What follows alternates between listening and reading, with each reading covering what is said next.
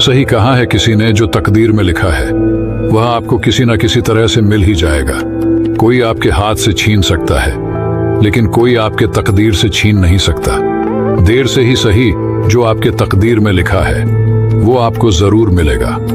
आज की कहानी बड़ी खास है, इसलिए इस कहानी को अंत तक जरूर सुनिए, क्योंकि यह कहानी आपकी जिंदगी बदल सकती है।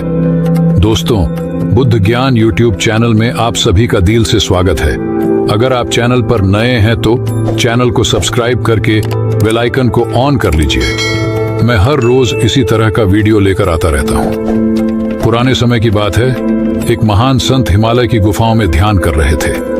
वह अपनी साधना में लीन थे, लेकिन उनके मन में एक प्रश्न बार बार उठता था। क्या जीवन में सब कुछ पहले से तय है, या हमारे कर्म इसे बदल सकते हैं? एक दिन संत की शांति भंग हुई और संत साधना स्थल से उठकर भोजन के तलाश में निकले। थोड़ी दूर चलने के बाद उन्हें एक अमरूद का पेड़ दिखा, जिस पर स्वादिष्ट अमरूद फरे हुए थे। संत ने पेड़ से अमरूद तोड़ा और उसी जगह बैठकर अमरूद ग्रहण करने लगे। तभी उन्होंने देखा एक युवा लड़का जिसका नाम सूरज था, जो अपनी जिंदगी से काफी परेशान था। उनके पास आया और बोला, गुरुजी, मेरे जीवन में बहुत कठिनाइयां हैं। मैं मेहनत करता हूँ, लेकिन कुछ भी सही नहीं हो रहा। क्या यह मेरी तकदीर है? क्या मैं इसे बदल सकता हूँ? संत ने कुछ देर सोचा और फिर बोले, सूरज, इस प्रश्न का उत्तर देने के लिए मैं तुम्हें एक कहानी सुनाता हूँ। संत ने एक प्राचीन कहानी सुनानी शुरू की। बहुत समय पहले एक नगर में दो मोमबत्तियां थीं। एक मोमबत्ती चमकदार थी, जिसका नाम उजाला था। उसे गर्व था कि वह बिना किसी कठिनाई के हर रात जलती है और पूरे नगर को रोशनी देती है। वह सोचती थी, मैं सबसे बेहतर हूँ, मेरी तकदीर ही मुझे ऐसा बनाने के लिए बनी है। दूसरी मोमबत्ती, जिसका नाम आशा था, हर रात जलने के लिए संघर्ष करती थी। हवा की तेजी उसे बुझा देती या उसका मोम पिघल जाता, लेकिन फिर भी वह हर रात जलने की कोशिश करती। आशा का मनोबल कभी नहीं टूटता था। वह सोचती, जब तक मैं पूरी तरह से जलकर समाप्त नहीं होती, तब तक मैं कोशिश करती रहूंगी। एक दिन एक बड़ा तूफान आया। उजाला को विश्वास था कि वह इस तूफान से बच जाएगी, क्योंकि उसकी तकदीर बहुत मजबूत थी।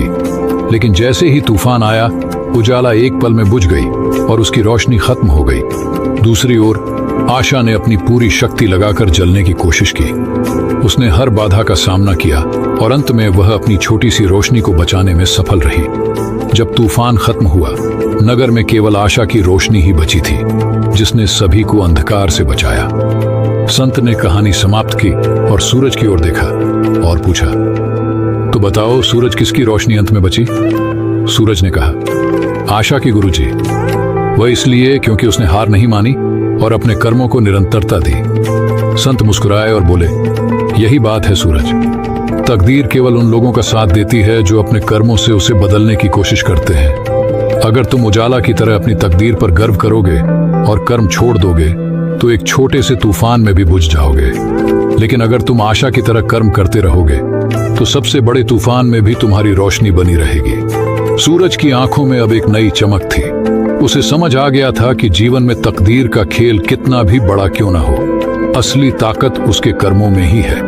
उसने संत को प्रणाम किया और अपने जीवन की कठिनाइयों का सामना करने के लिए वापस लौट गया। लेकिन अब उसके मन में दृढ़ विश्वास था कि वह अपने कर्मों से अपनी तकदीर को बदल सकता है। यह कहानी हमें सिखाती है कि तकदीर और कर्म का खेल हमारे जीवन का हिस्सा है, लेकिन असली विजेता वही है जो अपने कर्मों में विश्वास रखता है। जीवन की सबसे कठिन परिस्थितियां भी उस व्यक्ति को नहीं हरा सकती जो निरंतर प्रयास करता है और अपनी रोशनी को बुझने नहीं देता।